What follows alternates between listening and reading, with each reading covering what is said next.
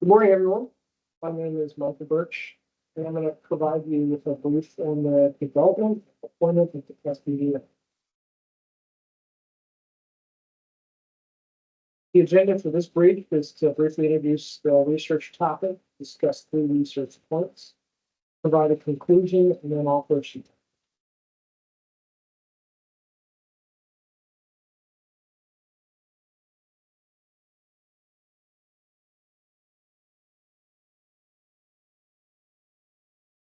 The development and the deployment of the Tuskegee Airmen changed the landscape of military aviation, culture, and inspired countless African American men and women to straight careers in aviation. Its legacy of the Tuskegee Airmen continues in programs aimed at increasing diversity in aviation and space.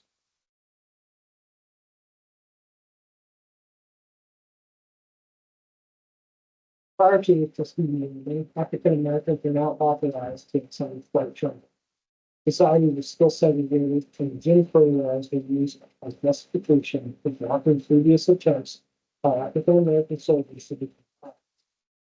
Although the United States Armed Forces were officially segregated until 1938, World War II fostered the foundation for post-war aviation. The U.S. was desperately short pilots just before the beginning of World War II, but did not accept African Americans because the officers did not believe that they were capable. After Nancy Williams filed a lawsuit against the War Department in 1941, the Tuskegee experiment was launched in Tuskegee Island.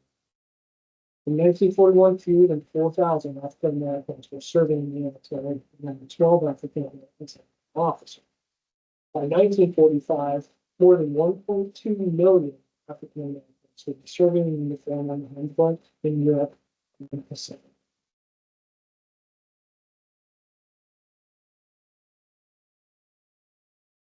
The Tuskegee Airmen trained at Tuskegee Army Airfield in Tuskegee, Alabama. Although the aviators were accepted into the U.S. Army Airfield, they still faced discrimination and segregation both inside and outside the military. They were provided fewer resources and faced higher expectations. Once the airmen passed flight training, they were sent to Europe and Africa to fly missions in support of Allied forces to over 15,000 missions.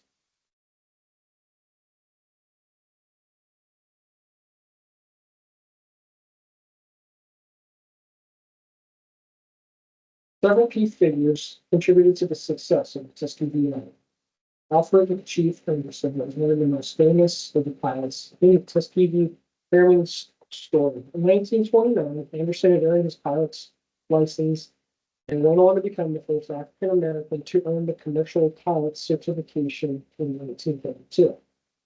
In 1941, Anderson took First Lady Eleanor Roosevelt on a 30-minute flight in a biplane. The flight brought much needed attention to the Tuskegee Airmen.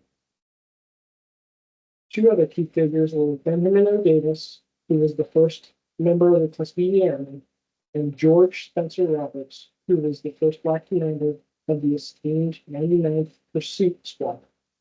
Collectively, the Tuskegee Airmen helped pave the way for desegregation in the U.S. Armed Forces.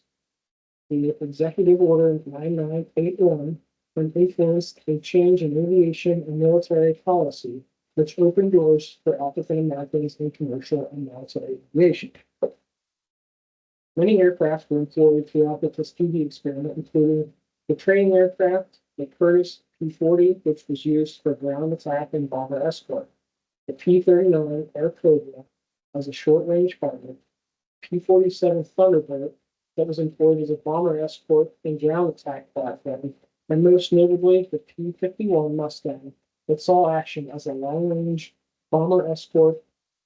This airframe helped them earn one of the best bomber escort records of World War II. And as you can see on the right side of the slide, there's a graphic depiction of which each one of those aircraft.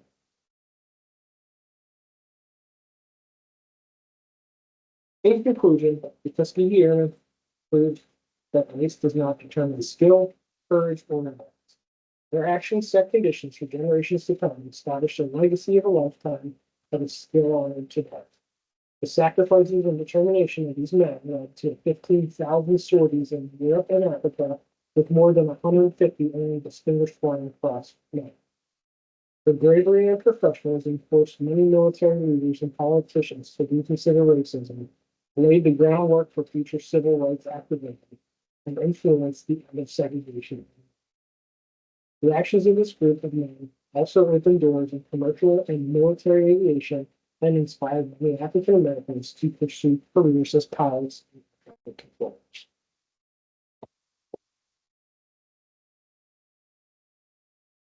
Next two slides you can see are my references.